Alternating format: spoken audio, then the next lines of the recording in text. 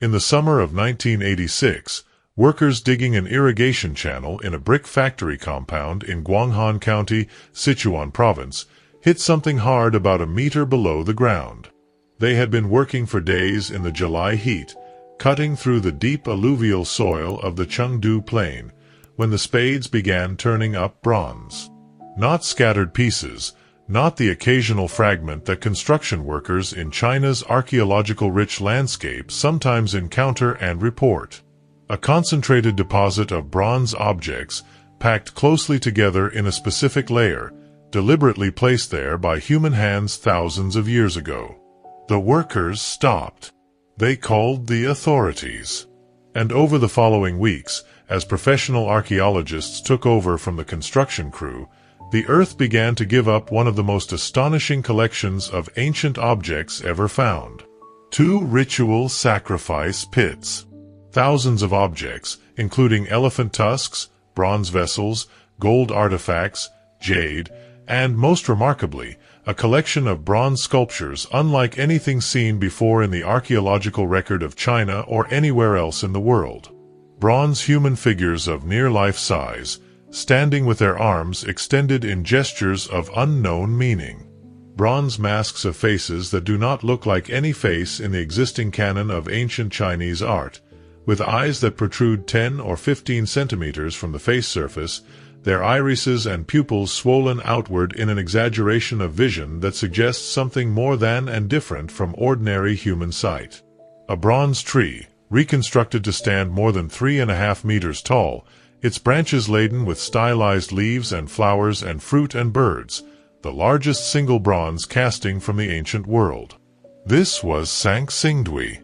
Or rather, this was the moment when Sanxingdui announced itself to the modern world, because Sanxingdui itself, the city, the civilization, the culture that had made these extraordinary objects, had been there all along, buried under the fields of the Chengdu Plain, unknown and unsuspected until the spades of 1986 broke through into its ritual deposits and forced the academic world to confront an ancient Chinese civilization that did not fit any of the existing frameworks. The story of Sanxingdui is one of the most important stories in the archaeology of the ancient world. It is a story about what was found, which was extraordinary enough. But it is also a story about what the finding meant, about a civilization that had developed in complete independence from the Yellow River cultures that had been understood as the sole cradle of Chinese civilization, that had achieved levels of bronze-casting sophistication that raised fundamental questions about how ancient technology develops and spreads, and whose specific artistic tradition, with its alien masks and its cosmic trees and its gesturing figures, opens windows into a religious and cosmological world that we are only beginning to understand. The Chengdu Plain, the broad agricultural basin in western Sichuan province where Sanxingdui was located, is one of the most fertile and most densely populated regions in China, and its specific geographical character helps explain both why a major civilization developed there and why it was so thoroughly forgotten. The plain is enclosed on 3 sides by mountains, the Qinling Range to the north, the Min Mountains to the northwest, and the Qianglai Range to the west, and is drained by the Min River and its tributaries, including the Sanxing River that gives the Sanxingdui site its name. The Min River, fed by the snowmelt of the Tibetan Plateau, delivers both water and the fine silt that has built up the deep, fertile soils of the plain over thousands of years, and the combination of this agricultural richness with the natural protection of the surrounding mountains has made the Chengdu Plain one of the most desirable locations for human settlement in the whole of East Asia. The geographical isolation of the basin, its enclosure by mountains that made overland access difficult from the north and east, where the mainstream of Chinese historical development was centered, has been both a blessing and a curse for the understanding of the cultures that developed there. It allowed those cultures to develop in relative independence from the Yellow River civilizations, producing the distinctive material culture and the distinctive artistic tradition that makes Sanxingdui so remarkable. But it also meant that the Sanxingdui culture developed outside the historical consciousness of the literate traditions that preserved the record of ancient Chinese civilization, and when that civilization eventually declined, there was no written record to anchor it in historical memory. The site of Sanxingdui itself sits on a low terrace above the Mamu River, a tributary of the Sanxing River, in a position that would have offered both agricultural land and access to water for a large permanent settlement. The archaeological evidence for the city that existed here spans roughly 2,000 years, from approximately 2,800 BCE to around 1,000 BCE, with the period of greatest cultural and artistic achievement, the period that produced the extraordinary bronzes, falling in the middle phase of this long occupation, from roughly 1700 to 1100 BCE. This places the Sanxingdui bronze culture squarely in the same period as the Shang dynasty on the Yellow River, the civilization that has traditionally been seen as the fountainhead of Chinese civilization, and the relationship between Sanxingdui and the Shang is one of the central questions in the scholarship of the site. The bronzes of Sanxingdui are the most immediately striking element of the site, and understanding what makes them so extraordinary requires understanding both what they are and how they compare to the bronze traditions of the contemporary world.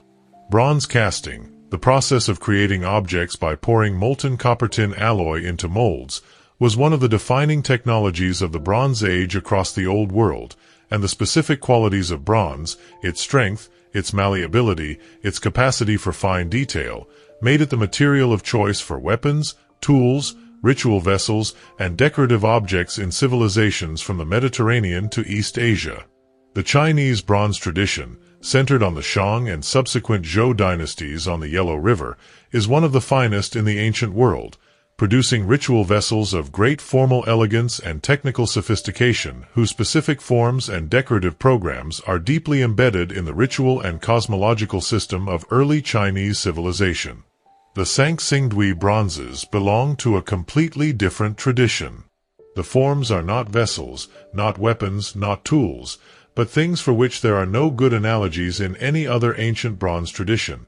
Standing human figures at near-life scale, some of them nearly 2 meters tall, their hands extended in postures that suggest ritual performance. Masks, some of them enormous, designed to be displayed rather than worn, with the protruding eyes that are the most immediately distinctive feature of the Sanxingdui artistic tradition, and the sacred trees, at least 3 of which were buried in the pits, their branches decorated with miniature figures and birds and flowers in a program that clearly represents a specific cosmological model of the universe rather than a naturalistic representation of an actual tree. The technical quality of the Sanxingdui bronzes is remarkable by any standard. The large standing figure, which stands approximately 1 meter 70 centimeters tall on its base and is the largest bronze human figure from the ancient world, was cast in multiple sections and assembled by joining, a technical approach that allowed the creation of a figure on a scale that no single casting could have achieved with the technology available at the time. The casting quality throughout the collection is high, with clean surfaces, crisp detail, and the specific surface patination of bronze that has aged for 3,500 years in the conditions of the Sichuan soil. These objects were not made by a culture that was experimenting with bronze. They were made by a culture that had been working with bronze for a long time and had developed a specific tradition of its own that was as technically sophisticated as anything being produced contemporaneously in the Shang heartland.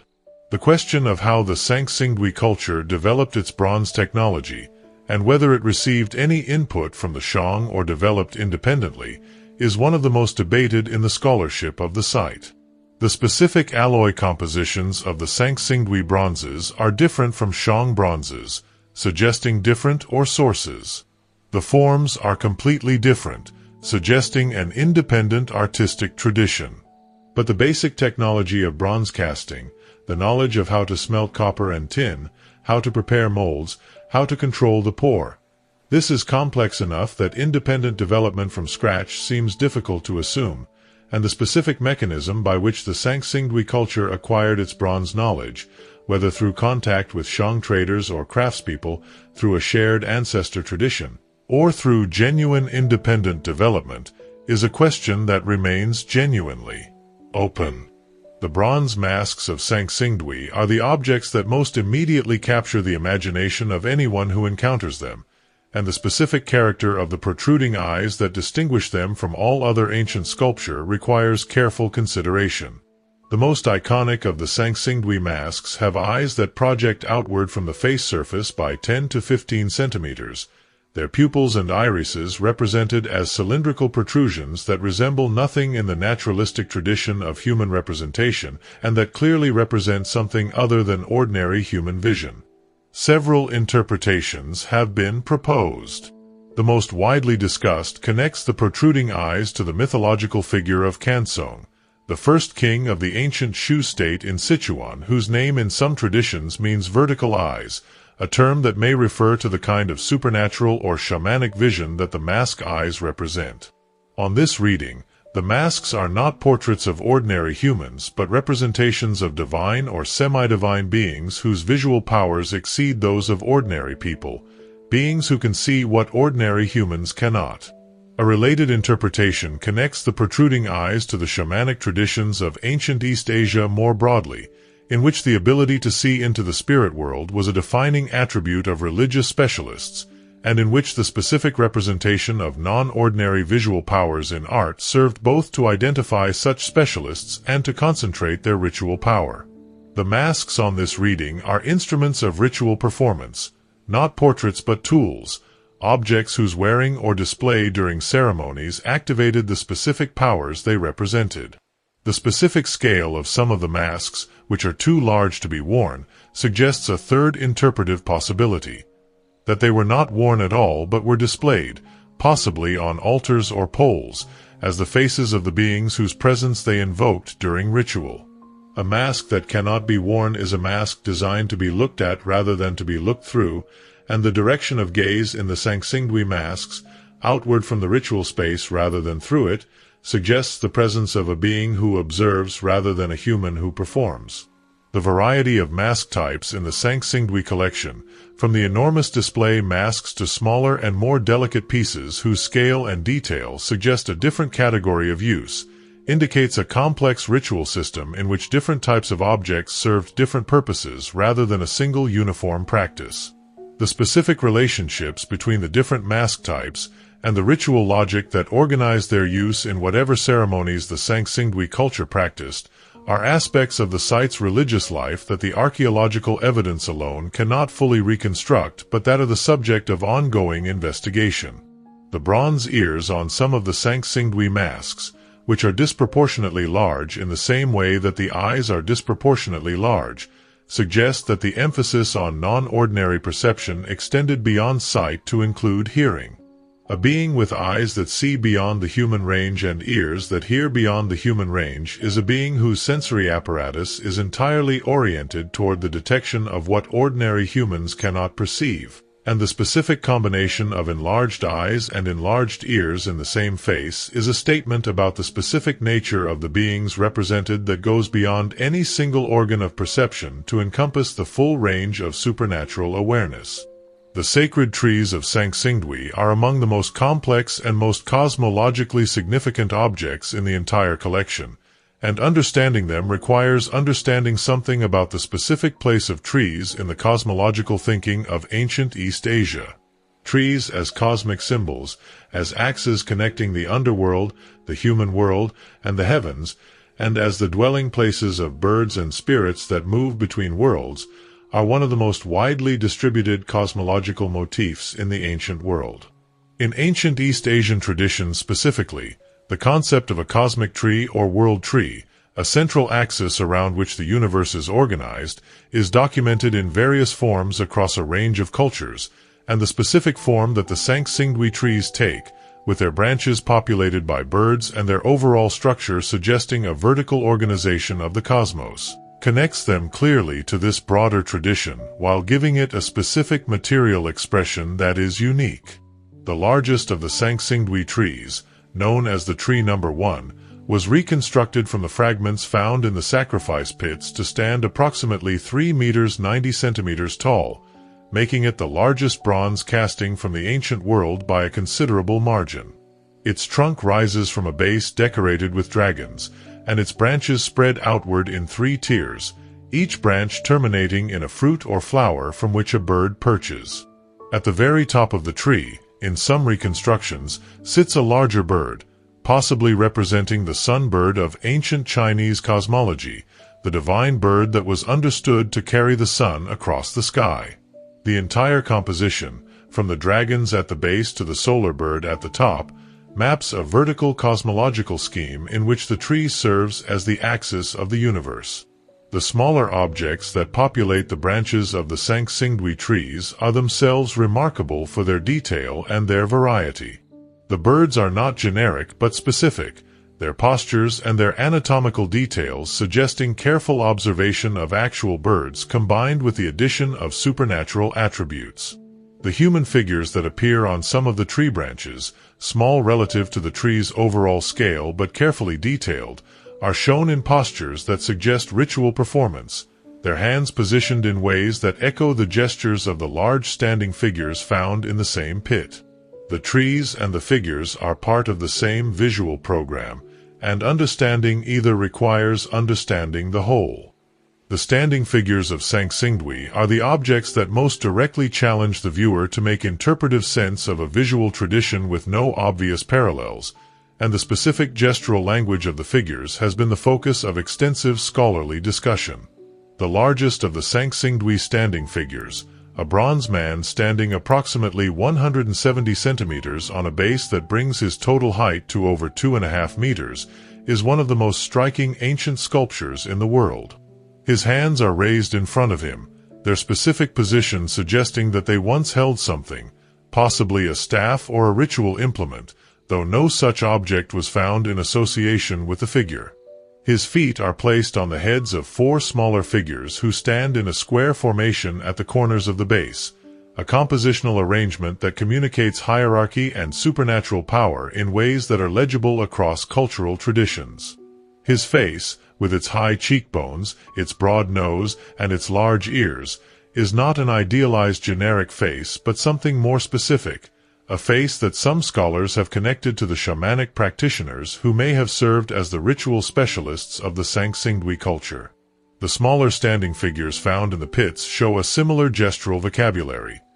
Hands held in specific positions that seem to indicate ritual function, faces that combine human and non-human features, and bodies whose proportions are deliberately distorted from the naturalistic in ways that suggest spiritual rather than physical attributes. The hands in particular are remarkable across the collection. They are consistently overlarge relative to the body, their fingers sometimes shown splayed in gestures that suggest specific ritual actions, and their specific positions are clearly not incidental but are the central communicative element of each figure. The relationship between the figures and the trees in the ritual pits suggests that they were used together, as components of a ritual installation that combined the cosmic architecture of the trees with the ritual agency of the figures. A small figure on a tree branch, its hands positioned in the same gestures as the larger freestanding figures, is performing the same ritual action as its larger counterparts, but at the scale of the spirit world rather than the human world.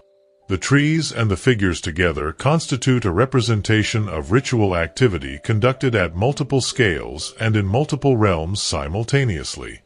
The ritual sacrifice pits themselves, the 2 pits found in 1986 and the additional pits discovered in subsequent excavations, are extraordinary documents of ancient religious practice, and the specific ways in which the objects were deposited in them tells a story about the ceremonies that produced the deposits. The 1986 pits were not simple storage deposits or random accumulations. The objects were arranged in layers, with specific categories of object placed in specific relationships to each other in a sequence that suggests deliberate ritual action rather than disposal. Many of the bronzes were burned before deposition, and the specific patterns of burning indicate that the fire was part of the ritual rather than an accidental result of storage conditions. The elephant tusks, of which more than 100 were found in one pit alone, were laid carefully in rows. The jade objects, whose forms connect the Sanxingdui culture to the jade working traditions of other ancient Chinese civilizations,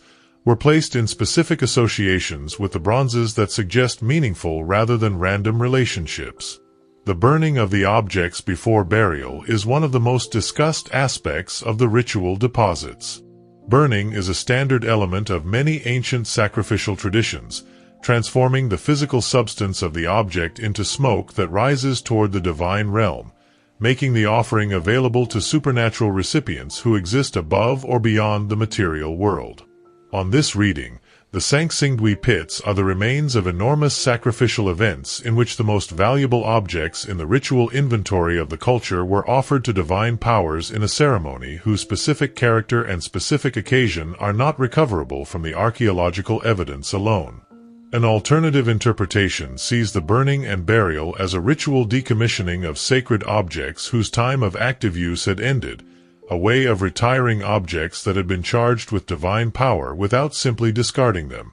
On this reading, the pits are not offerings to external divine powers but the careful conclusion of an object's ritual life, a way of returning to the earth what had been made sacred through use. Either interpretation requires accepting that the Sanxingdui culture placed extraordinary material value in the service of ritual and was willing, at specific moments in its history, to commit its most technically sophisticated and materially valuable objects to irretrievable burial. The scale of the sacrifice implied by the pit contents, thousands of objects representing incalculable labor investment and material value, is a measure of the religious intensity of the culture and of the specific importance of the ritual occasions that required such offerings. The discovery of the 1986 pits was not the first encounter with the Sanxingdui site. The story of the site's modern discovery begins in 1929, with a find that was remarkable in itself but whose full significance was not understood for decades. In 1929, a farmer named Yen Daoqing was digging in the fields near Sanxingdui when he encountered a collection of jade and stone objects buried together, including implements and ornaments of types that were recognized as ancient but that did not fit the known typology of Chinese archaeological finds from the region. The find was noted, some of the objects were preserved, and the information eventually reached archaeologists who began to investigate the area. Early excavations in the 1930s produced additional objects and established that there was a significant ancient site in the area, but the political turbulence of the following decades, the Second World War, the Chinese Civil War, and the early years of the People's Republic, limited the scope and the continuity of the archaeological investigation. The systematic investigation of the site began in earnest in the late 1970s and early 1980s, when Chinese archaeologists began to establish the extent and the character of the ancient settlement through survey and excavation. They identified the city walls, the remains of monumental architecture, and the evidence for a large and long-occupied settlement of considerable complexity. The nature of the culture that had produced these remains was still unclear, however, and the specific character of the Sanxingdui bronze tradition was completely unknown until the dramatic discoveries of 1986. The story of the 1986 discovery itself has the character of the great accidental finds of archaeological history. The workers who hit the first bronze objects were not looking for antiquities. They were digging an irrigation channel for a brick factory. But they recognized that what they had found was significant, and the relatively rapid response of the local archaeological authorities, who arrived within days and organized a proper excavation, ensured that the deposits were investigated with a degree of care unusual for a discovery of this kind. The excavation of the two pits took several months, involving hundreds of workers and archaeologists, and the recovery, documentation, and preliminary analysis of the objects was conducted in conditions that, while not ideal, were professional and systematic. The subsequent decades of excavation and research have progressively revealed the full extent and the full character of the Sanxingdui site. New pits, discovered in the 2000s and 2010s and explored in systematic campaigns from 2020 onward, continue to yield extraordinary objects, including some that have only been partially excavated at the time of this writing, whose eventual recovery will further transform the understanding of this extraordinary civilization. The relationship between Sanxingdui and the Shang dynasty, the contemporaneous civilization on the Yellow River that has traditionally been considered the origin point of Chinese civilization, is one of the central questions in the scholarship of the site and one that has significant implications for how the history of Chinese civilization is understood. The traditional narrative of Chinese civilization placed its origin in the Yellow River Valley, in the sequence of cultures that culminated in the Shang dynasty and its successors, and treated the rest of China as peripheral territory that was progressively brought within the Chinese civilizational sphere by the expansion of the Yellow River heartland. On this narrative, the cultures of the Chengdu Plain and the rest of Sichuan were barbarian peripheries, important as sources of raw materials and eventually as targets of Chinese expansion, but not as independent centers of civilizational development. The discovery of Sanxingdui demolished this narrative in a single stroke. Here was a civilization in the Chengdu Plain that was contemporaneous with the Shang dynasty, that had developed an artistic tradition of equal sophistication and distinctive character, that had mastered the same bronze technology as the Shang while using it for completely different purposes, and that had done all of this without leaving any trace in the historical records of the Yellow River civilizations that form the basis of the traditional narrative. The silence of those records is not evidence that Sanxingdui did not exist. It is evidence that the traditional narrative was incomplete, that it described only one of the several centers of civilizational development in ancient China rather than the single origin point that it presented itself as. The specific relationships between Sanxingdui and the Shang that can be traced in the material culture are complex and suggest a picture of limited but real contact between the two civilizations rather than either complete independence or straightforward derivation. Some of the bronze vessel forms found at Sanxingdui, though rarer than the distinctively Sanxingdui forms, are similar to Shang vessel types, suggesting some exchange or contact. The cowrie shells found in the pits are the same type of prestige good used in the Shang economy. Some of the jade objects are of types with wide distribution across ancient China. These parallels point to a relationship in which the Sanxingdui culture was aware of and in some degree of contact with the Shang tradition while developing its own tradition independently. The implications of Sanxingdui for the understanding of Chinese civilization go beyond the specific question of its relationship to the Shang. They suggest a model of Chinese cultural history in which multiple centers of independent development coexisted and interacted, producing a diversity of civilizational traditions that the traditional single-origin narrative suppressed. The full complexity of this multi-centered model is still being worked out, as the investigation of Sanxingdui and related sites in Sichuan and other regions outside the Yellow River heartland continues to reveal the richness and the variety of ancient Chinese civilization.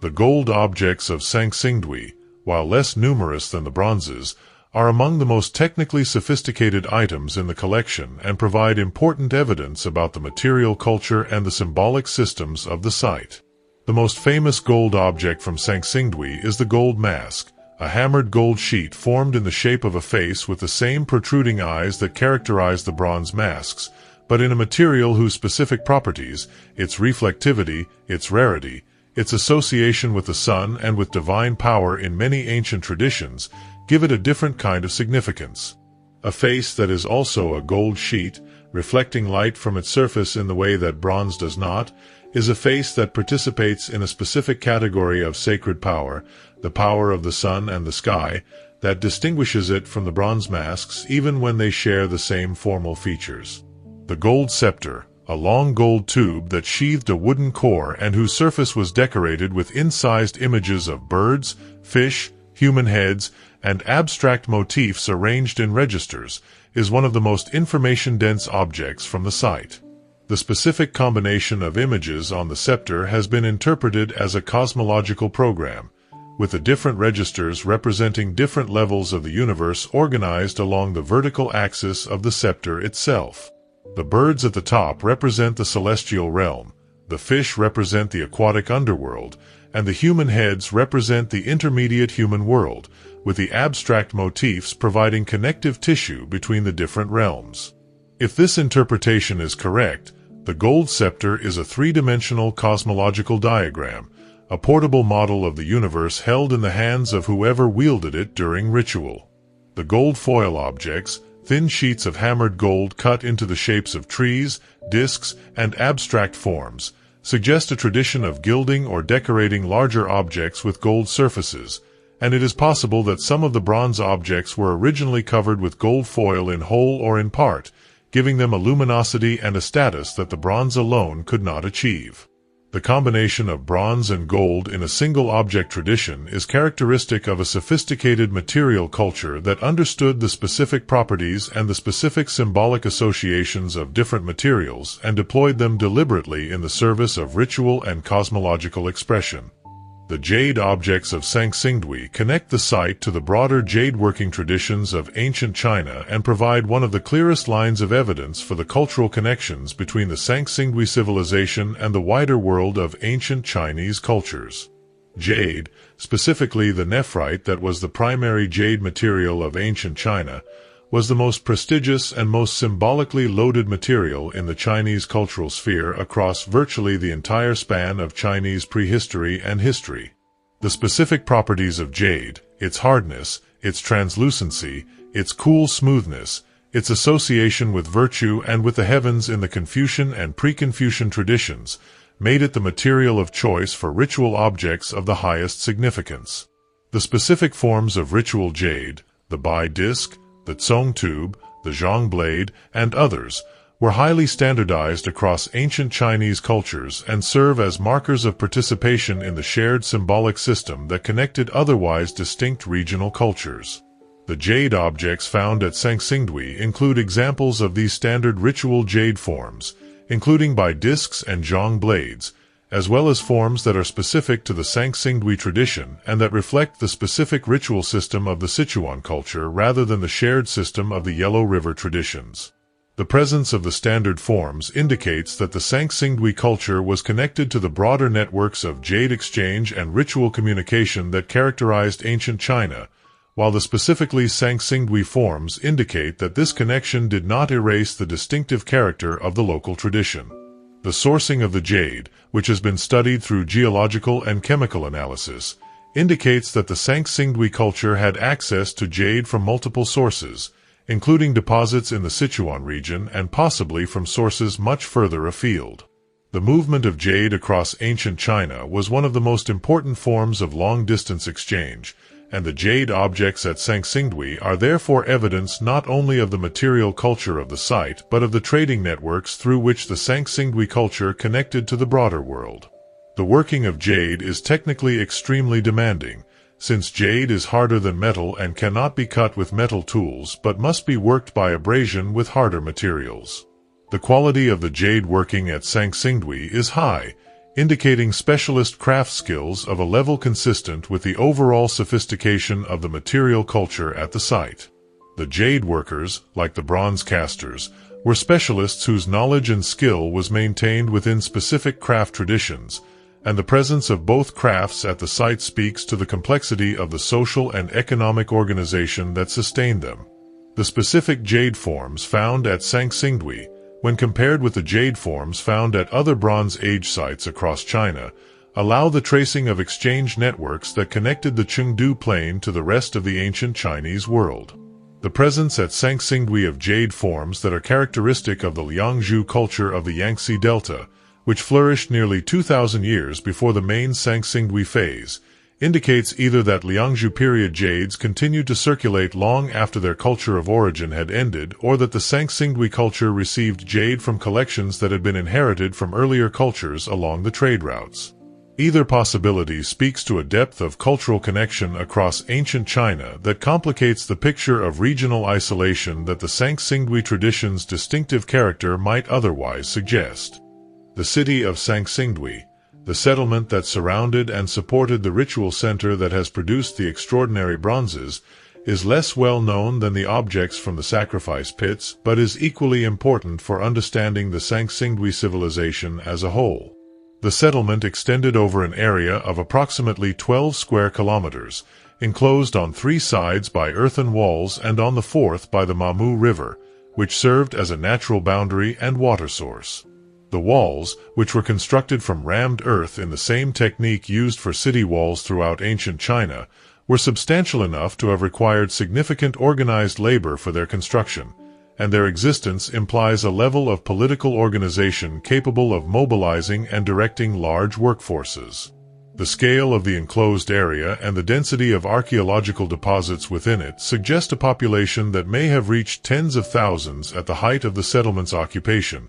making it one of the largest cities in the ancient world during the period of its greatest prosperity. The internal organization of the settlement, as revealed by excavation and survey, included distinct functional areas. The central and highest area of the site contained the largest and most monumental structures, suggesting that this was the political and religious center of the city, the area from which the ruling elite governed and from which the major ritual performances were organized. The sacrifice pits, which contained the objects that have attracted most scholarly and popular attention, were located at the edge of this central precinct, consistent with an interpretation of the pits as the remains of ceremonies conducted at the perimeter of the sacred center rather than within it. The residential and craft production areas of the city were spread across the wider area within the walls, and the evidence for craft specialization, the bronze casting workshops, the jade working areas, the pottery kilns, indicates a developed division of labor in which specialist craftspeople devoted their full attention to specific productive activities rather than combining craft production with subsistence agriculture. This degree of craft specialization is a marker of urban complexity, indicating an economy sophisticated enough to support populations of non-agricultural specialists through redistributive systems of food production and distribution. The agricultural hinterland of Sanxingdui, the farmland that supported the city's population, extended well beyond the city walls across the broad and fertile Chengdu plain. The management of this agricultural landscape, the irrigation systems that maximized the productivity of the alluvial soils, the organization of tribute and redistribution that channeled agricultural surpluses from the countryside into the city, is an aspect of the Sanxingdui economy that the archaeological evidence illuminates only partially, but that was clearly as fundamental to the functioning of the civilization as the ritual activities that have attracted most attention. The absence of writing at Sanxingdui is one of the most puzzling aspects of the site, and it distinguishes the Sanxingdui civilization sharply from its contemporary the Shang, whose oracle bone inscriptions represent one of the earliest surviving writing systems in the world. The Shang dynasty on the Yellow River had developed a system of writing by at least 1200 BCE, using characters incised on oracle bones, the shoulder blades and turtle shells used in divination ceremonies, to record the questions put to ancestral spirits and the answers divined from the cracks produced by heat. This writing system, the ancestor of the Chinese characters still used today, was a tool of ritual and administrative communication that allowed the Shang state to record and transmit information in ways that non-literate cultures could not. The existence of Shang writing is one of the primary reasons why the Shang dynasty is so well represented in the historical record compared to other ancient Chinese cultures. Sanxingdui produced no writing. Despite the sophistication of its material culture, despite the clear evidence of a complex state organization capable of building city walls and organizing the production of monumental bronze objects, despite the existence of craft specialization and long-distance trade connections that would seem to require some form of record-keeping, the Sanxingdui culture left no written records. Whether this means that the culture was genuinely non-literate, using oral tradition and memory to maintain the social and ritual knowledge that writing would have served, or whether it means that the Sanxingdui writing, if it existed, was recorded on perishable materials that did not survive, is a question that cannot be definitively answered from the existing evidence. The absence of writing has significant consequences for what can be known about the Sanxingdui civilization. Without texts, there are no names, no kings, no priests, no craftspeople are identified. Without texts, there is no direct access to the belief system, no cosmological narratives that would illuminate the specific meanings of the masks and the trees and the figures. Without texts, the civilization must be understood entirely through its material remains, and the specific interpretation of those remains is necessarily more inferential and more contested than it would be if documentary evidence were available. The archaeological record of Sanxingdui is rich and is continuing to grow, but it speaks in a language that requires interpretation rather than translation. The question of what happened to the Sanxingdui civilization, why it ended and what succeeded it, is one that the archaeological evidence addresses in broad outline while leaving many details unresolved. The Sanxingdui culture, in the specific sense of the culture that produced the bronze masks and the cosmic trees and the standing figures, appears to have ended rather abruptly around 1000 BCE, when the material culture of the Chengdu Plain shows a dramatic shift. The extraordinary bronze tradition, with its distinctive forms and its ritual sacrifice pit deposits, simply stops. The successor culture, associated with a site called Jinsha on the western edge of what is now the city of Chengdu, continues some elements of the Sanxingdui tradition, including certain forms of jade and gold objects, but lacks the monumental bronzes and the enormous ritual pits that are the defining features of the Sanxingdui phase. Several explanations have been proposed for this transition. The most dramatic is a natural catastrophe, specifically a major flood of the Min River system that could have inundated the Sanxingdui settlement and forced the population to relocate. The geographical evidence is consistent with this possibility. The Chengdu Plain is subject to catastrophic flooding when the seasonal snowmelt from the Tibetan Plateau overwhelms the capacity of the river system, and the specific location of the Sanxingdui site on a terrace above the Mamu River, while it provided some protection against ordinary floods, would not have protected against the kind of major inundation that occurs at intervals of centuries. A political explanation is also possible. The overthrow of the ruling elite of the Sanxingdui state, possibly by internal revolt or external conquest, would explain the specific nature of the pit deposits if they represent a ritual decommissioning of the sacred objects of the old regime rather than a sacrifice to divine powers. The burning of the objects before burial, on this reading, was the destruction of the sacred power of the old order, a ritual way of ending the power of the things that had embodied that power, before beginning a new political and religious dispensation at the Jinsha site. Whatever the specific mechanism of the transition, the end of the Sanxingdui phase was not the end of a coherent cultural tradition but a transformation of it. The specific forms of the Sanxingdui bronze tradition were not continued at Jinsha, but the underlying culture, including its jade-working traditions, its gold-working skills, and presumably its oral traditions and its religious practices in less materially elaborate forms, survived the transition and continued to develop in the subsequent Jinsha phase of Sichuan civilization. The Jinsha site, the successor to Sanxingdui in the Bronze Age cultural sequence of the Chengdu Plain, was discovered in 2001 when construction workers building a residential development in the western suburbs of Chengdu encountered ancient objects, and it has produced its own extraordinary collection of artifacts that extend the story of Sanxingdui into the subsequent centuries. The discovery of Jinsha followed the pattern of so many great Chinese archaeological finds: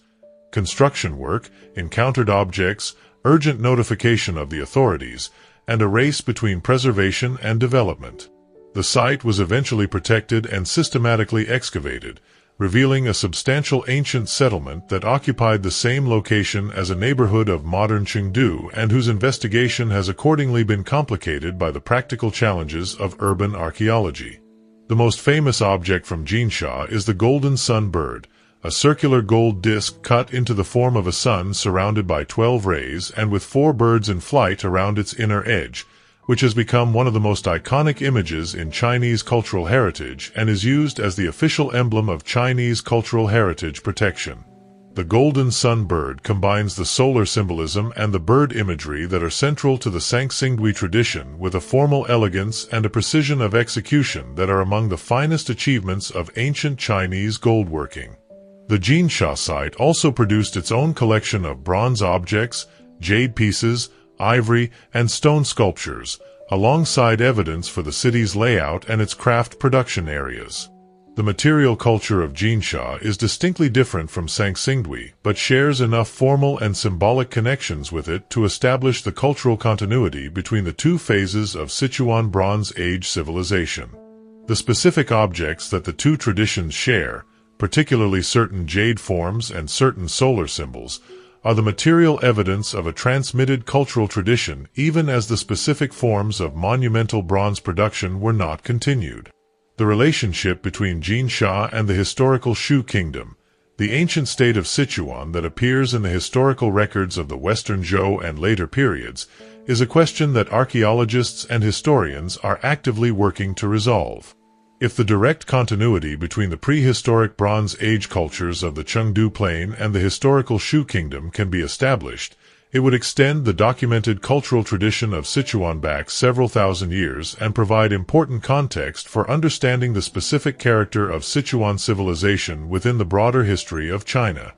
The ongoing excavations at Sanxingdui, which resumed in 2020 with the investigation of 6 new pits discovered in previous survey seasons, have been among the most significant archaeological events in China in recent decades, and their findings have continued to enrich and complicate the understanding of the site. The 2020 excavations were conducted with a level of scientific sophistication that was not available during the 1986 discoveries, using laboratory facilities built on site to analyze objects in controlled conditions as they emerged from the Earth, applying a range of analytical techniques including multispectral imaging, sediment analysis, and isotopic dating to every significant find. The specific conditions of excavation, including the use of temperature-controlled tents over the open pits to prevent the degradation of organic materials that would be caused by exposure to Sichuan's warm and humid air, reflect the investment of significant resources by the Chinese government in the investigation of what had become a site of major national significance. The application of ancient DNA analysis to the human and animal remains from the new pits, the residue analysis of organic materials on the surfaces of vessels and containers, and the isotopic sourcing of the bronze alloys to specific ore deposits. All of these techniques are being applied to the Sanxingdui material in ways that would have been inconceivable in 1986 and that are extracting information from the objects that no amount of visual analysis could have revealed. The picture of the Sanxingdui civilization that is emerging from this multi-method investigation is significantly richer than the picture available from visual analysis alone, and the integration of the different streams of scientific evidence with the more traditional archaeological analysis is one of the most productive dynamics in the current phase of the site's investigation. The new pits have produced objects that extend the range of the Sanxingdui tradition in unexpected ways. A bronze figure wearing a distinctive headdress and kneeling in a posture not previously seen in the collection. A massive bronze altar, its surface covered with miniature figures and animals in a program of extraordinary complexity that represents the most elaborate single object yet found at the site. Ivory objects, including carved pieces that demonstrate skills and forms not previously attested, alongside quantities of unworked ivory that speak to the scale of the trade connections that supplied this material. Perhaps most significantly for the understanding of the site, some of the new objects show clear formal connections to objects from the Shang heartland that are not present in the 1986 collection, suggesting either more extensive contact between Sanxingdui and the Shang than had been previously assumed, or a phase of the site's development that postdates the main period represented in the 1986 pits and in which the relationship between the Sichuan and Yellow River traditions was changing. The specific chronological and cultural relationships encoded in the new objects are still being worked out by the scholars analyzing them, and the full publication of the new excavations will take years, but the preliminary findings have already significantly advanced the understanding of the Sanxingdui civilization.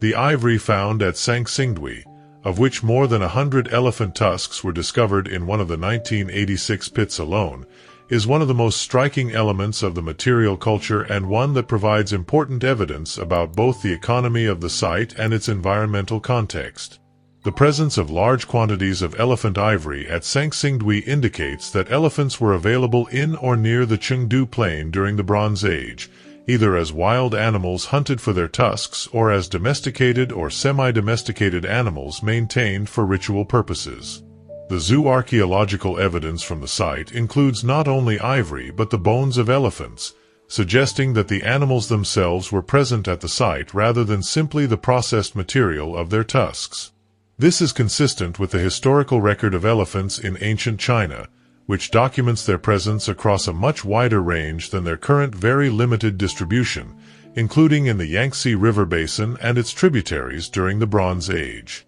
The use of ivory in the ritual deposits of the sacrifice pits, where the tusks were laid in careful rows as if in deliberate offering, suggests that ivory itself was a sacred material, not merely a practical material from which objects were made. The sheer quantity of ivory in the pits, representing the tusks of many individual animals, is an indication of the scale of resource mobilization that the ritual economy of Sanxingdui required, and of the specific value placed on ivory as a ritual material. The deposition of so much ivory in pits from which it could never be recovered was a sacrifice of enormous material value. The ivory carving tradition at Sanxingdui, as revealed by the carved ivory objects found in the more recent excavations, represents a level of craft skill comparable to the bronze casting tradition in its sophistication. The specific designs carved on ivory objects show connections to the broader visual vocabulary of the site, including the bird and solar imagery that is central to the Sanxingdui tradition, and suggest that ivory was used as a medium for the same kinds of sacred and cosmological representation as bronze, but in forms that were perhaps more personal or portable than the monumental bronzes. The sheer quantity of unworked ivory in the sacrifice pits, the raw tusks laid in their careful rows, suggests that worked ivory objects were only a fraction of the total ivory investment represented in the pits. The decision to deposit raw tusks alongside finished objects, to offer the raw material as well as the crafted product, is itself interpretively significant. It suggests a view of the material as sacred in its raw state rather than only in its worked form, a view of ivory as inherently powerful rather than powerful only when shaped by human skill into specific forms. This is a different relationship to material than the one that treats raw materials as value-neutral and finished objects as the locus of sacred power. The environmental and ecological context of the Sanxingdui civilization, the specific natural world in which the culture developed and which provided the materials and the conditions for its development, is an important dimension of the site's history that is being increasingly investigated through the analysis of sediments, pollen, and animal remains. The Bronze Age Chengdu Plain was a very different environment from the intensively farmed landscape of today. The plain was less thoroughly cultivated, with substantial areas of forest and wetland remaining alongside the agricultural fields, and the rivers ran more freely without the extensive network of irrigation channels and flood control works that transformed the plain in historical times. The Min River and its tributaries were subject to seasonal flooding that was severe enough to be both a resource, depositing the fertile silts that made the plain so productive, and a hazard, capable of inundating settlements built on low ground. The specific location of Sanxingdui on a terrace above the Mamu River reflects the Bronze Age community's management of this flooding risk, choosing locations that were elevated enough to provide protection against ordinary floods while remaining close enough to the river for water access. The management of the risk of catastrophic flooding, which as noted earlier is one of the proposed explanations for the end of the Sanxingdui phase, would have been a constant preoccupation of the community's leadership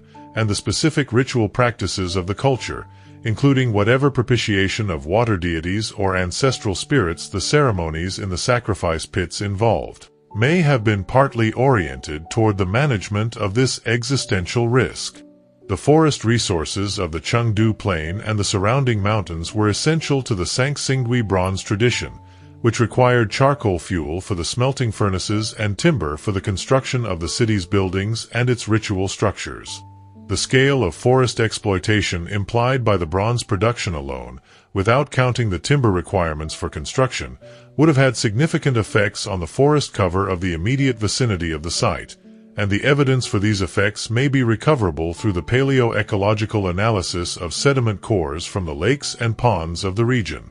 The animals depicted in the Sanxingdui bronzes, the birds and the fish and the serpents and the dragons, were not merely symbolic inventions but observations of the actual fauna of the Bronze Age Sichuan landscape, transformed by artistic tradition into sacred representatives of the cosmic domains they inhabited.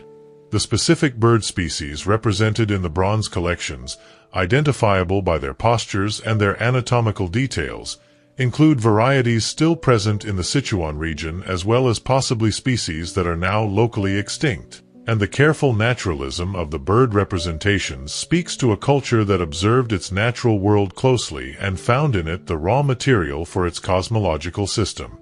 The challenge of interpretation that the Sanxingdui bronzes present to modern observers is in some ways the most interesting aspect of the site, because it requires coming to terms with the limits of cross-cultural understanding and with the specific intellectual humility that the encounter with a genuinely alien artistic tradition demands. The instinct of most observers, when confronted with the Sanxingdui masks and trees and figures, is to find analogies. The protruding eyes recall alien imagery from popular culture.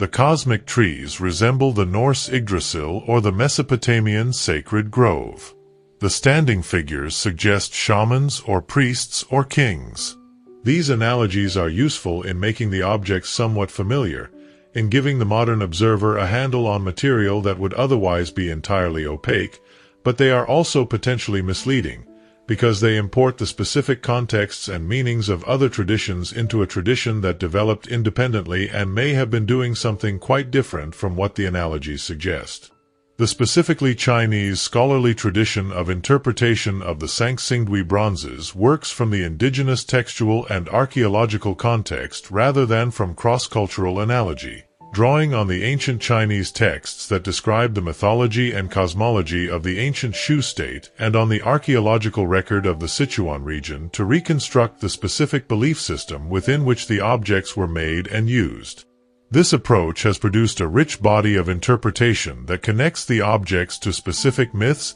specific religious practices, and specific cosmological models documented in the ancient sources. But the ancient texts that describe the Shu tradition were themselves written centuries after the Sanxingdui phase, and the continuity between the Bronze Age culture and the historical Shu tradition that they describe is itself a matter of scholarly debate. The result is a situation in which the objects are extraordinary and unmistakably important, in which many things can be said about them with reasonable confidence, but in which the specific meanings of the most distinctive features, the protruding eyes, the gestures of the hands, the specific arrangement of objects in the pits, remain genuinely open to multiple interpretations. This is not a failure of scholarship. It is the honest state of knowledge about a civilization whose written self-expression, if it had any, did not survive. The objects speak, but they speak in a language that we do not yet fully know how to hear.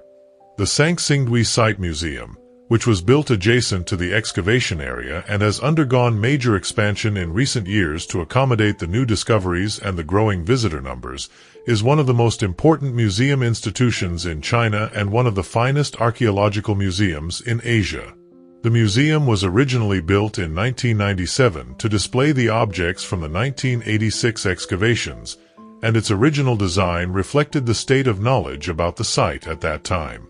The subsequent decades of ongoing excavation and research, and particularly the dramatic new discoveries from 2020 onward, created both the need and the opportunity for a major expansion and redesign of the museum, which opened in phased new installations beginning in 2023.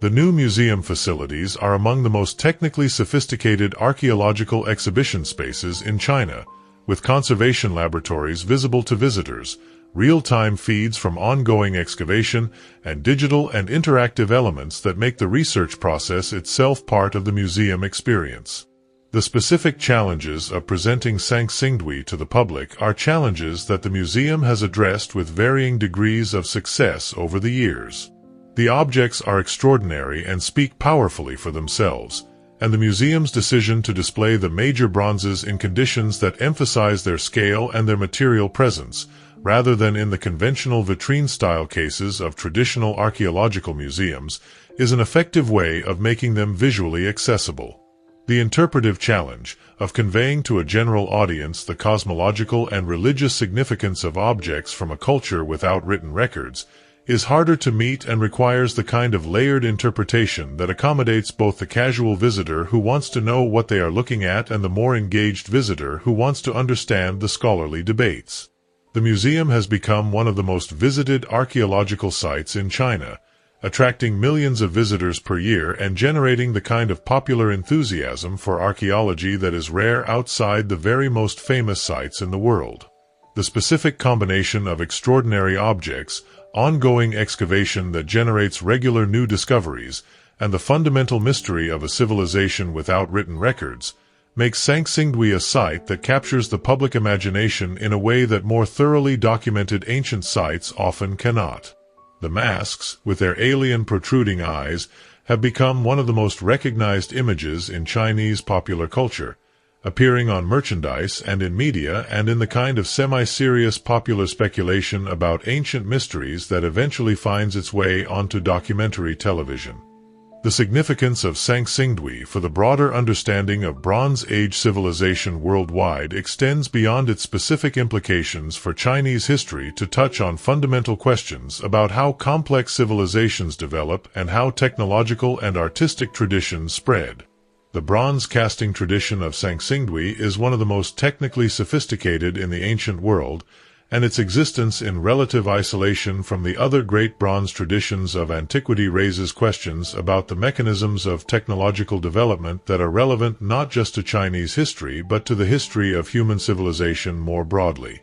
Did the Sanxingdui culture develop its bronze technology independently, arriving at solutions to the problems of alloy composition, mold making, and casting technique through its own experimentation, or did it receive the basic technology from outside and develop it in its own direction?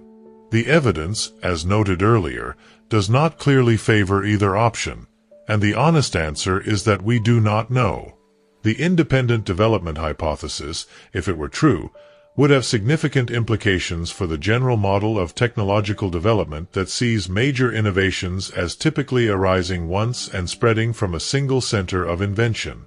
If bronze casting was independently developed in more than one place, it suggests that the conditions for the development of this technology, including the availability of copper and tin ores, the existence of skilled craftspeople working with fire, and the specific social conditions that create demand for prestigious metal objects, were present in multiple locations simultaneously and were sufficient to produce the same technological solution independently in each case. This would strengthen the case for a more pluralistic model of technological history in which parallel development is more common than the diffusionist single-origin model allows. The artistic tradition of Sanxingdui, whatever its origins, clearly developed its own direction independently of the Shang and other ancient Chinese traditions, producing forms and programs of decoration that have no close parallels elsewhere. This independent artistic development is itself significant, demonstrating that the Sanxingdui culture was not simply a provincial variant of a wider Chinese tradition, but a genuinely distinctive civilization with its own aesthetic vision and its own ways of representing the world. The specific character of that vision, its emphasis on the vertical axis, on the connection between worlds, on the power of non-ordinary seeing, suggests a specific way of experiencing and ordering the cosmos that is the intellectual contribution of the Sanxingdui culture to the history of human thought. The Sanxingdui culture existed within a broader network of cultural connections that extended across ancient East Asia, and tracing those connections is one of the ways in which scholars are working to understand the specific place of Sanxingdui within the larger story of the ancient world. The connections that the Sanxingdui culture maintained with the outside world, which are documented primarily through the distribution of specific object types and specific materials, extended in multiple directions. The cowrie shells found in the sacrifice pits came ultimately from the tropical coasts of the Indian Ocean or the South China Sea, indicating either direct contact with coastal trading networks or participation in the long-distance exchange systems that moved cowrie shells from their places of origin to the interior of Asia.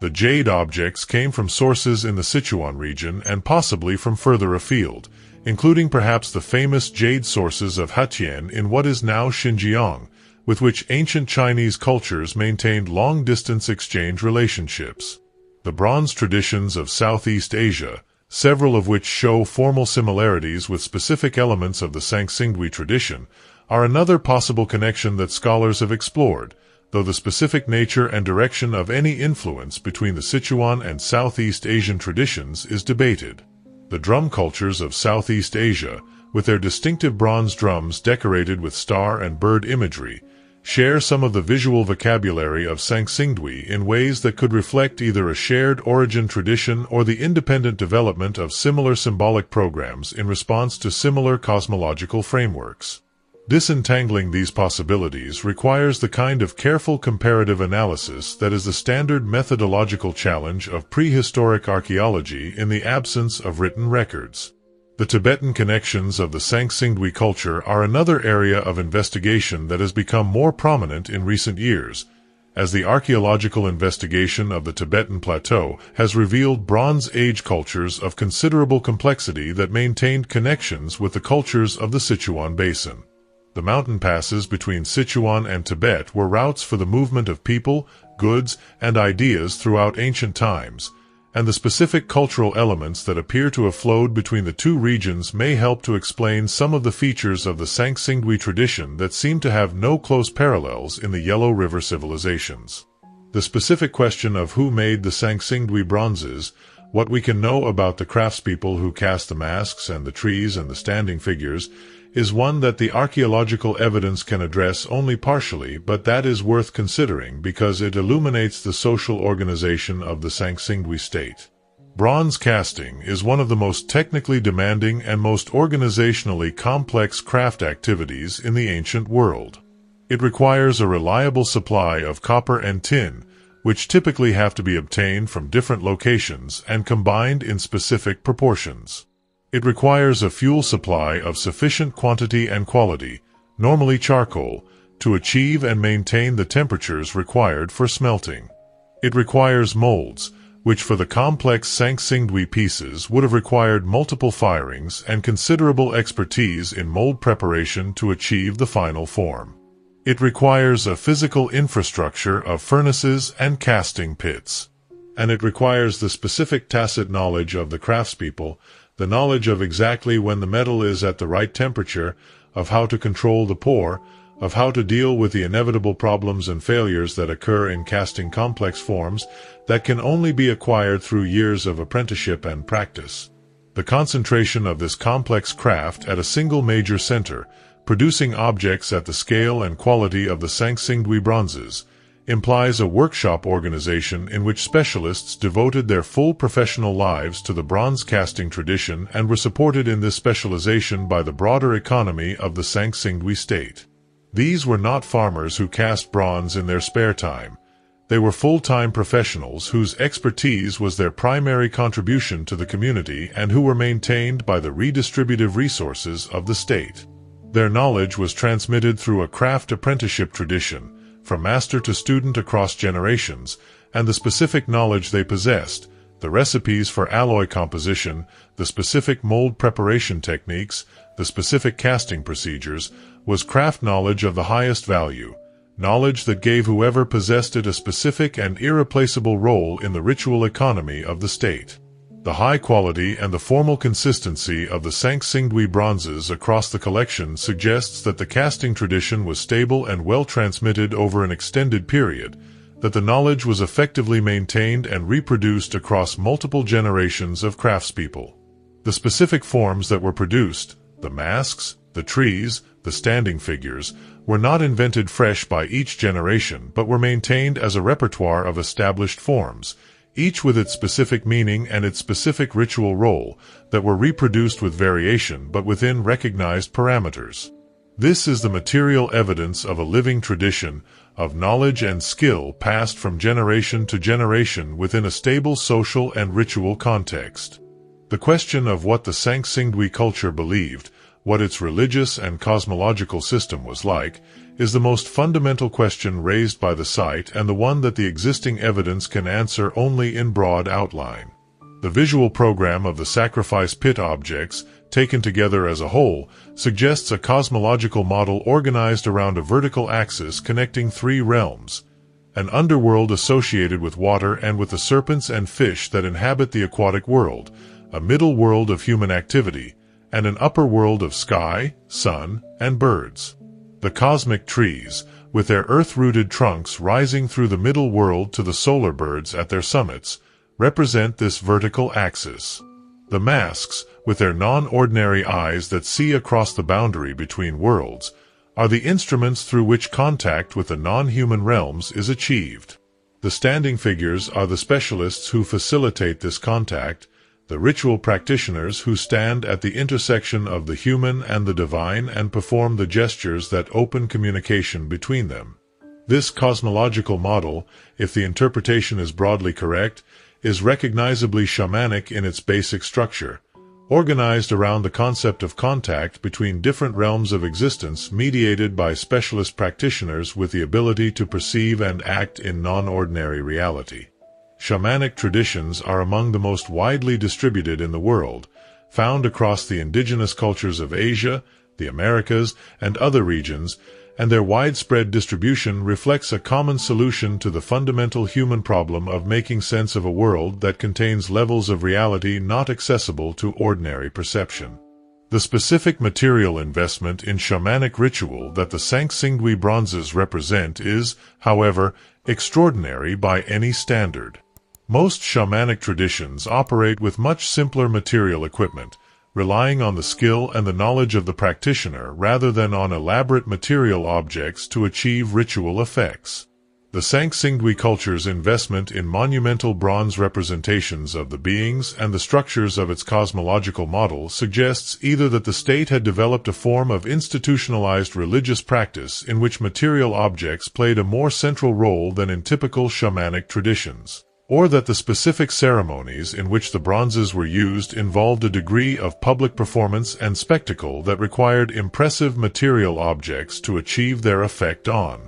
a large audience. The specific content of the Sanxingdui cosmological model, the names of the beings represented in the masks, the specific myths associated with the cosmic trees, the detailed procedures of the ritual ceremonies, all of this is inaccessible in the absence of written records. What can be said is that the culture clearly had a rich and complex ritual life, that it invested enormous material and organizational resources in the celebration and representation of that life, and that the specific forms it chose to embody its cosmological vision, the alien-eyed masks, the branching bronze trees, the gesturing figures, were the product of a specific cultural tradition with its own deep history and its own accumulated wisdom about the nature of the world and humanity's place in it.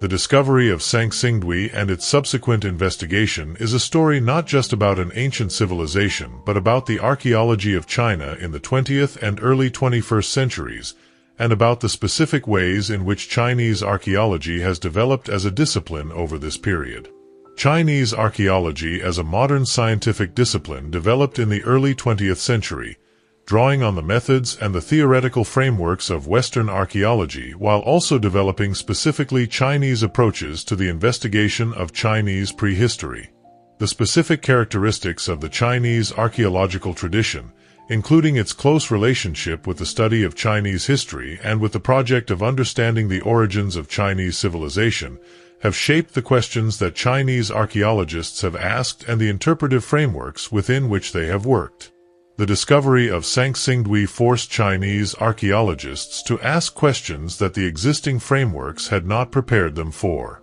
How do you interpret a civilization that is clearly sophisticated and complex, but that fits none of the existing models of Chinese civilizational development? How do you integrate a site that challenges the traditional single-origin narrative of Chinese civilization into a revised understanding that does justice to both the new evidence and the existing scholarship? How do you communicate the significance of a find that rewrites the textbooks to a public that has grown up with the traditional narrative? The answers that Chinese archaeology has developed to these questions over the decades since 1986 have been productive and have contributed to a much richer and more nuanced understanding of ancient China than was available before the discovery.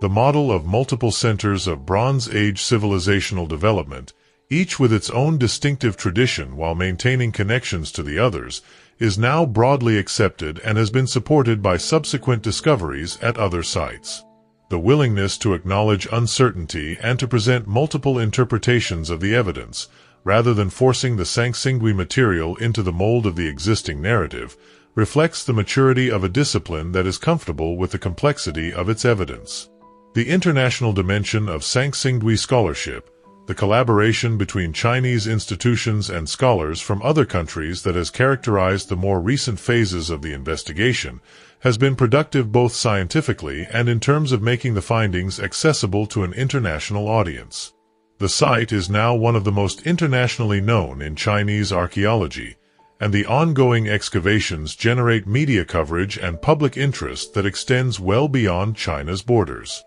The Sanxingdui bronzes in the museum, standing in their specially designed display spaces with controlled lighting that emphasizes their form and their surface, have a quality of presence that is unusual even among the great collections of ancient art. The large standing figure, nearly 2.5 meters tall with its base, stands with the authority of a being that is both human and more than human, its hands extended in the gesture that it has been making for 3,000 years, its face looking out at visitors who cannot know exactly what it represents but who cannot stand in front of it without feeling the weight of what it expresses. This is an object made by people who were trying to do something important with bronze, who were trying to embody in metal a vision of the world and of the powers that governed it, and the seriousness of that intention is present in the object in a way that makes it more than a curiosity or a technical achievement. The masks, with their protruding eyes, are more immediately unsettling. They look at you from within the display cases with the specific quality of a gaze that is not quite human, that belongs to a being whose way of seeing is different from yours, and this quality of alien vision is exactly what the Sanxingdui culture intended. The eyes are not mistakes or stylizations. They are precise representations of a specific way of seeing that the culture valued and that it chose to embody in its most precious material and its most technically demanding craft. Looking at the masks and feeling unsettled by their gaze is an appropriate response, because the gaze they represent was designed to be unsettling, to communicate the presence of a vision that exceeded ordinary human capacity. The cosmic trees, reconstructed in the museum from the fragments found in the pits, have a different quality from the figures and the masks. They are less immediately confrontational and more immediately beautiful, their bronze branches spreading in the specific geometry of an ancient cosmological diagram, their miniature birds perched in postures of particular attention, their structure suggesting a vertical ordering of the universe that is as legible to a modern observer as it was to the Bronze Age worshipper who stood before it. The tree is a statement about how the world is organized, and its statement is still available to anyone willing to look. The gold objects in the museum have yet another quality. Where the bronzes are dark and heavy with presence, the gold is light and reflective, catching the museum illumination and sending it back in ways that make the objects seem to generate their own luminosity. The golden sun bird disk, with its 12 rays and its 4 flying birds, rotates slowly in its display case, and every angle of rotation reveals a different relationship between the cut-out forms and the light that passes through them, a kinetic quality that the ancient goldsmiths could not have intended but that the specific material of their choice makes inevitable. Gold in any light is always doing something with that light, transforming it, redirecting it, and the Sanxingdui goldsmiths clearly knew this and chose their material with that knowledge in mind. The discovery and investigation of Sanxingdui has had effects that extend beyond the academic study of Chinese archaeology into the broader cultural life of China, and the specific ways in which the site has been incorporated into Chinese cultural identity are worth considering. In the early years after the 1986 discovery, Sanxingdui was primarily a matter of archaeological and scholarly interest, known to the general public primarily through museum visits and media coverage of specific discoveries, but not yet established as a major element of Chinese cultural consciousness. The gradual development of the site museum, the ongoing excavations that produced regular new finds, and the growing international recognition of the site's significance progressively raised its profile within China as well as abroad. The 2020 resumption of excavations, which coincided with a period of heightened Chinese national consciousness and with the Chinese government's active promotion of Chinese cultural heritage as an element of national identity, gave Sanxingdui a new level of visibility and cultural significance within China. The live streaming of excavation activities, which allowed audiences across China to watch in real time as new objects emerged from the earth, created a form of participatory archaeological excitement that is unusual in the history of the discipline and that generated enormous popular engagement with the site and its findings. The popular response to Sanxingdui in China has included not only engagement with the archaeological facts but a flourishing of creative responses, from novels and films set in the ancient Shu world to video games that use Sanxingdui imagery, to fashion collections inspired by the bronze masks. This kind of creative appropriation of archaeological heritage is a form of cultural engagement that archaeologists sometimes view with ambivalence, since it involves the transformation of scholarly material into popular cultural product. But it is also evidence of a living relationship between a contemporary society and its ancient past that is ultimately more sustaining for both the academic study of the site and the conservation of the physical remains than pure scholarly interest alone can provide. The specific character of Sanxingdui as a distinctively Chinese civilization that developed independently of the Yellow River mainstream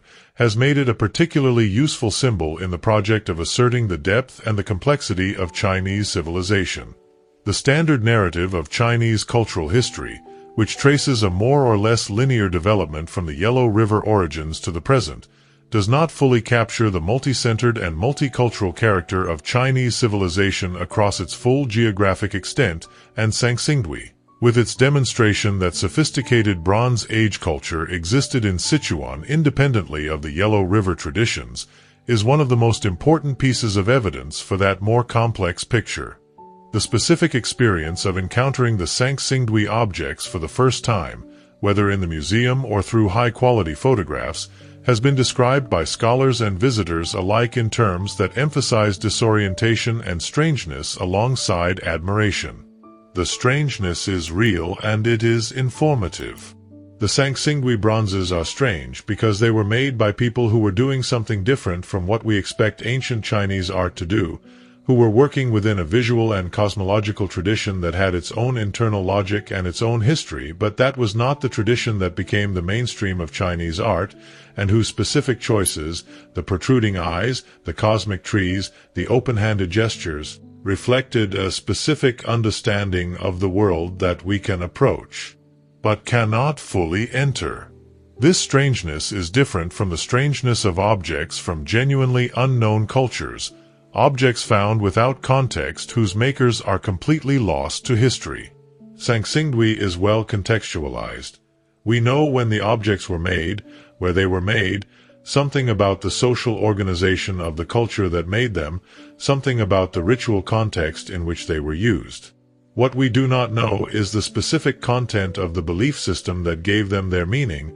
the specific names of the beings they represent, the specific words spoken during the ceremonies in which they played their roles. The strangeness of Sanxingdui is the strangeness of a known civilization whose inner life is only partially accessible. The encounter with this kind of partial knowledge, this looking at objects whose purpose is clear but whose specific meaning is not fully available, is one of the fundamental experiences of archaeological engagement. It is the experience of standing at the edge of human understanding, looking across the boundary into a past that is both near, because the objects that survive are so immediate and so material, and far, because the living minds that made them are gone and cannot be recalled.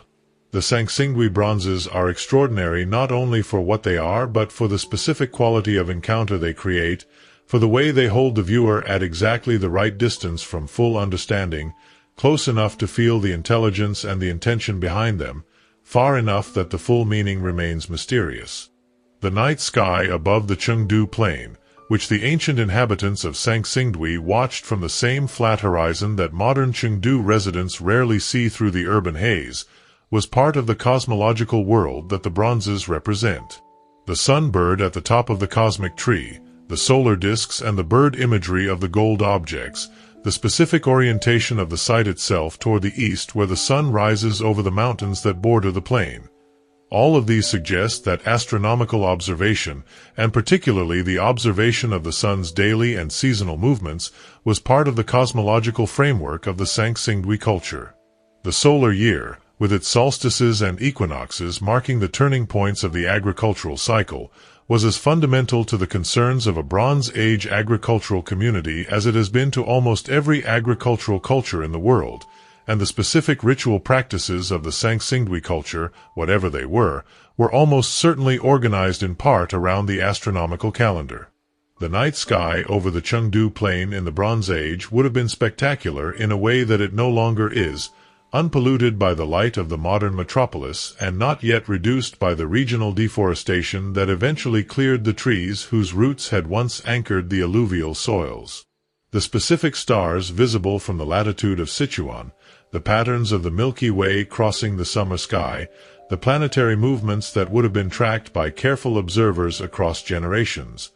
All of this was part of the observational world from which the Sanxingdui cosmological tradition was built. The bronze birds of Sanxingdui, perched in their branches or in flight around their golden sun, are the material expression of a relationship between the human world and the sky world that the culture experienced as immediate and as consequential. The birds that flew between the earth and the sky were the visible evidence of a connection that the culture understood as sacred, and the birds that the Sanxingdui craftspeople cast in bronze were attempts to capture and embody that connection in a permanent material form. 3,500 years later, the birds still perch in their bronze branches, still poised between the earth and the sky, still carrying the weight of the world they were made to represent. The specific orientation of the Sanxingdui site and the specific positioning of the sacrifice pits within it has been studied for evidence of deliberate astronomical alignment, and some researchers have proposed that the pits were located in positions that corresponded to specific celestial features visible from the site.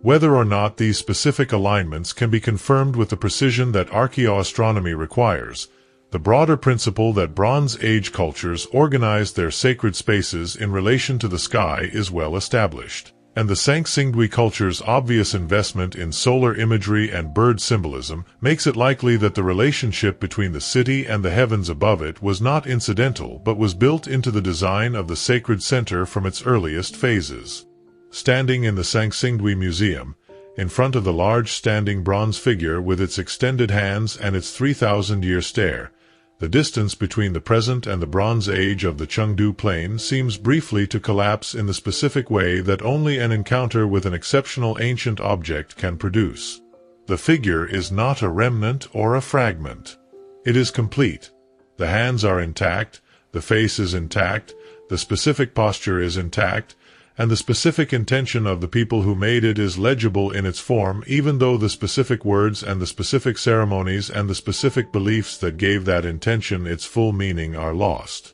You can see that this figure was made with absolute seriousness, that the people who cast it were trying to do something important, and that they succeeded at making something that carries their intention across 35 centuries to a viewer who cannot know their names or their language or the name of the god or the power whose presence this figure was designed to invoke.